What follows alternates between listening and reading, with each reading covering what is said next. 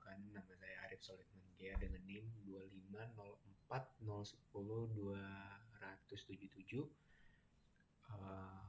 Dosen pembimbing Pak Ikhwani Saputra, Eskom.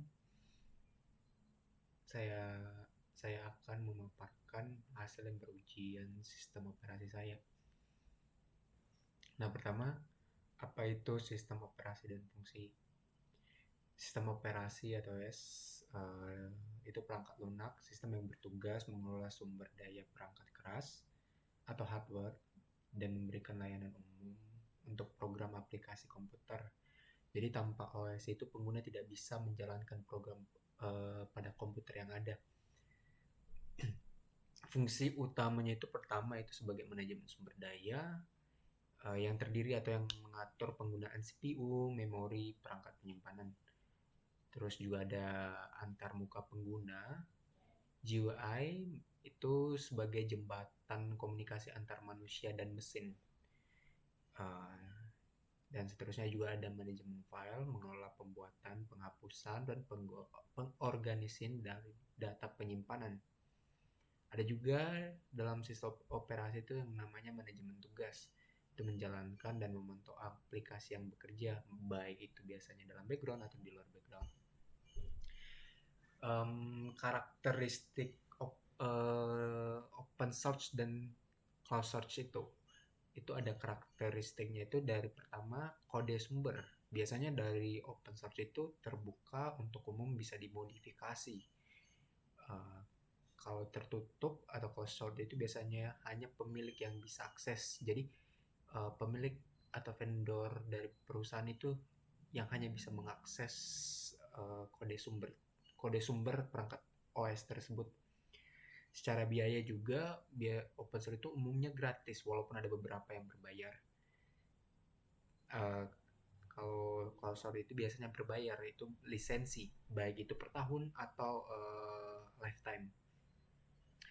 Dari segi keamanan, untuk yang open source itu diperbaiki secara komunitas, yang artinya masalah-masalah keamanan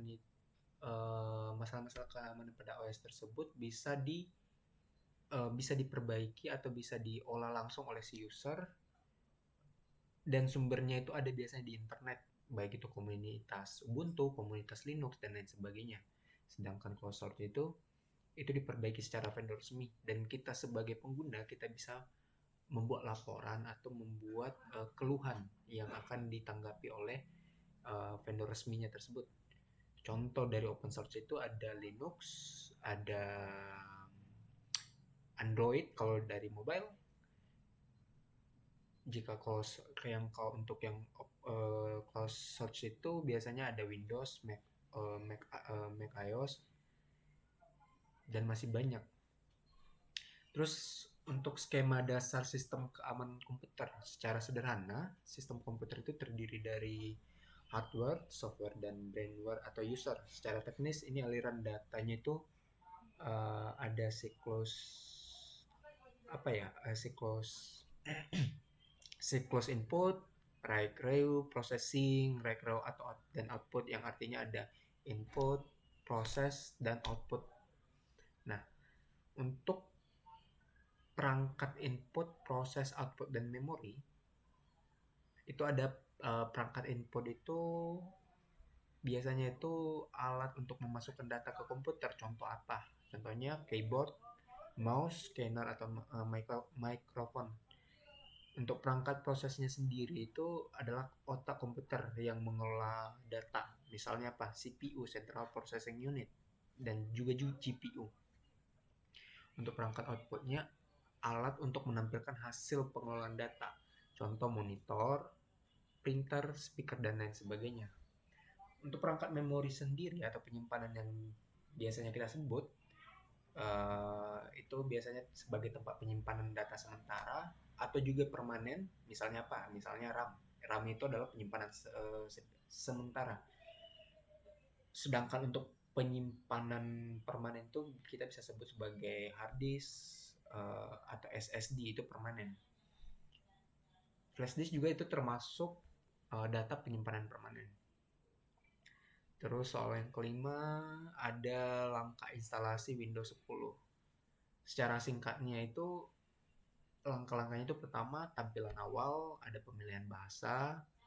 eh, jika apalagi jika kita membeli, saya berikan contoh membeli laptop dengan OS Windows yang terbaru. Jika kita awal jika kita awal punya laptop tersebut, biasanya ada tampilan pemilihan bahasa.